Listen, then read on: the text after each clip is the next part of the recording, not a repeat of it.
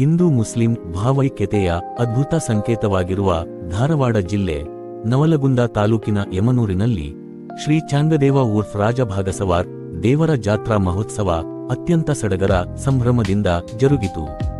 March 7ರಂದು ಜಾತ್ರೆಯ ಪ್ರಮುಖ ಘಟ್ಟವಾದ ಗಂಧಾಭಿಷೇಕ ಕಾರ್ಯಕ್ರಮ ಭಕ್ತಿಭಾವದಿಂದ ನೆರವೇರಿತು.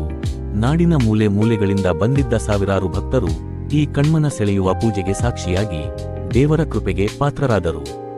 ಇದೇ ಸಂದರ್ಭದಲ್ಲಿ ನವಲಗುಂದ ವಿಧಾನಸಭಾ ಕ್ಷೇತ್ರದ ಶಾಸಕರಾದ ಶ್ರೀ ಎನ್.ಎಚ್. ಕೋನರಡ್ಡಿ ಅವರು ಕೂಡ ಯಮನೂರು ಕ್ಷೇತ್ರಕ್ಕೆ ಭೇಟಿ ನೀಡಿ ಶ್ರೀ ಚಾಂಗದೇವ ರಾಜಭಾಗಸವರ ದೇವರ ದರ್ಶನ ಪಡೆದರು. ಹಾಗೂ ಇಲ್ಲಿ ಅರ್ಚಕರಾದ ಪ್ರವೀಣ್ ಎಸ್ ಬರ್ಗೆ ಹಾಗೂ ಕೃಷ್ಣ ಬರ್ಗೆ ಎರಡು ಧರ್ಮಗಳ ಆರಾಧ್ಯ ದೈವವಾಗಿರುವ ಈ ಯಮನೂರು ಕ್ಷೇತ್ರದ ಇತಿಹಾಸವೇನು, ಇಲ್ಲಿ ನಡೆಯುವ ಗಂಧದ ಪೂಜೆಯ ಹಿಂದಿರುವ ಕಾರಣಿಕವೇನು ಎಂಬುದರ ಕುರಿತು ದೇವಸ್ಥಾನದ ಅರ್ಚಕರು ನಮ್ಮ ಕೆ ಮೀಡಿಯಾ ಜೊತೆ ವಿಶೇಷ ಮಾಹಿತಿ ಹಂಚಿಕೊಂಡಿದ್ದಾರೆ. ಇಲ್ಲಿಯ ಜಾತ್ರೆಯ ಮತ್ತು ವಿಶೇಷತೆ ಬಗ್ಗೆ ಮಾತನಾಡಿದರು. ಪುಣ್ಯಾರಾಧನೆ ಪುಣ್ಯಸ್ಮರಣೆಯ ನಿಮಿತ್ತವಾಗಿ 5 ದಿನಗಳ ಜಾತ್ರಾ ಮಹೋತ್ಸವ ಅತ್ಯಂತ ಅದ್ದೂರಿಯಾಗಿ ಭಕ್ತಿಭಾವಗಳಿಂದ ಯಮನೂರಿನಲ್ಲಿ ನೆರವೇರಿಸಲಾಗುತ್ತದೆ.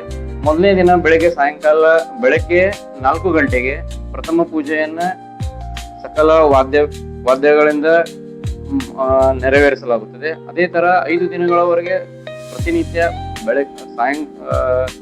ಬೆಳಗ್ಗೆ ಮತ್ತು ಸಾಯಂಕಾಲ 2 ವೇಳೆ ವಿಶೇಷ ಪೂಜೆಗಳನ್ನು ಮಾಡಲಾಗುತ್ತದೆ.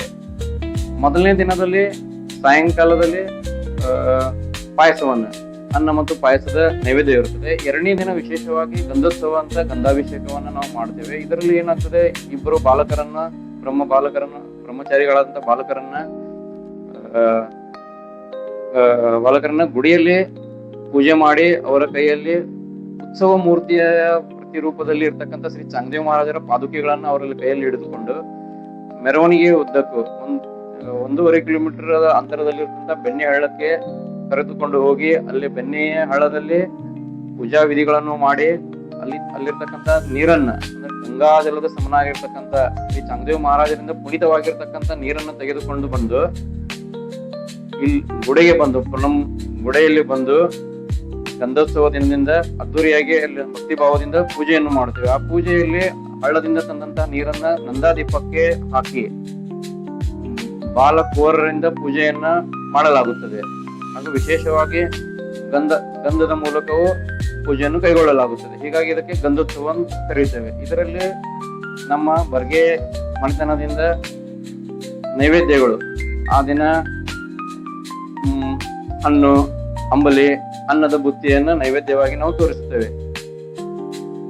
ಹೀಗೆ ಈ ತರವಾಗಿ 5 ದಿನಗಳವರೆಗೆ ಎಲ್ಲ ತರಹದ ಪೂಜಾ ಕೈಂಕರ್ಯಗಳನ್ನ ಭಕ್ತಿ ಭಾವದಿಂದ ಮಾಡಿಕೊಳ್ಳಲಾಗುತ್ತದೆ. ನಾನು ಕೃಷ್ಣ ಬರ್ಗೆ, ಶ್ರೀ ಚಾಂಗದೇವ್ ಉರ್ಫ್ ರಾಜಭಾಗಸವಾರ್ ಅರ್ಚಕರು.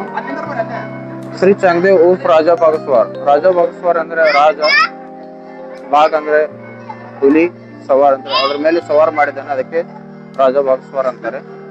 ನಿನ್ನೆ 6ನೇ ತಾರೀಕಿನಿಂದ ಜಾತ್ರೆ ಸ್ಟಾರ್ಟ್ ಆಯ್ತು ಶ್ರೀ ಚಾಂಗದೇವ್ ಮಹಾರಾಜದ್ದು.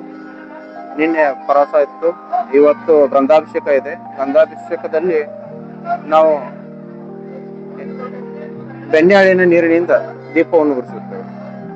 ಇಲ್ಲಿಂದ ದೇವ್ರನ್ನ ತಗೊಂಡು ನಾವು ಬೆಣ್ಣೆಹಳ್ಳಿಗೆ ಹೋಗ್ತೀವಿ. ಅಲ್ಲಿ ಹೋಗಿ ತೊಳೆದು ಅಲ್ಲಿಂದ ಭುಜೆಯಲ್ಲಿ ನೀರನ್ನು ತಂದು ನೀರಿನಿಂದ ನಾವು ಇವತ್ತು ದೀಪವನ್ನು ಉರಿಸುತ್ತೇವೆ. ನಾಳೆ ಉರ್ಸಿದೆ. ಉರ್ಸಿನಲ್ಲಿ ನಾವು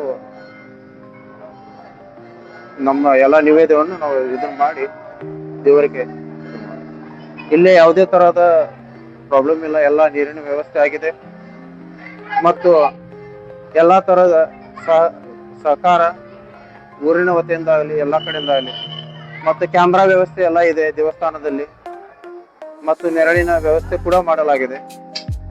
ಮತ್ತು ದೇವಸ್ಥಾನ ಭಕ್ತಾದಿಗಳು ಎಲ್ಲರೂ ಬಂದವ್ರಿಗೆ ಹೊರಗಡೆ ಇಲ್ಲಿ ನಮ್ಮ ಅರ್ಚಕರ ಮನೆಯಲ್ಲಿ ಇಳಿಯಲು ಅವರಿಗೆ ನಾವು ಜಾಗವನ್ನು ಕೊಟ್ಟಿದ್ದೇವೆ. ಎಲ್ಲ ತರದಿಂದ ನಾವು ಅವ್ರು ಬಂದೋಬಸ್ತ್ ಮಾಡಿದ್ದೇವೆ. ಇವತ್ತು ಗಂಧಾಭಿಷೇಕ ಇದೆ. ಇವತ್ತು ನಾವು 9 ಗಂಟೆಗೆ ಇಲ್ಲಿಂದ ಹೊರಡ್ತೇವೆ. ಅಲ್ಲಿಂದ ಬೆಣ್ಣೆಹಾಳ ನೀರನ್ನು ತಂದು ನಾವು ಇಲ್ಲಿ ದೀಪವನ್ನು ಉರಿಸುತ್ತೇವೆ.